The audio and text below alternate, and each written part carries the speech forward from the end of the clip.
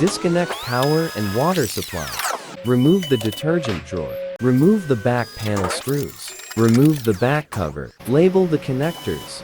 Disconnect the connectors. Pull out the module to remove the mounting bracket beneath. Remove the mounting bracket. Unpack the new inlet valve. Remove gaskets from both the modules. Use the original gaskets as they are thicker. Reassemble the inlet valve, bracket, and the inlet module. Insert the module into the compartment. Install the remaining mounting screws. Connect the cable connectors.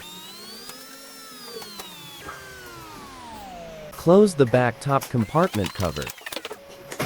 Secure the screws. Restore power and water. Insert detergent drawer. Power up and test.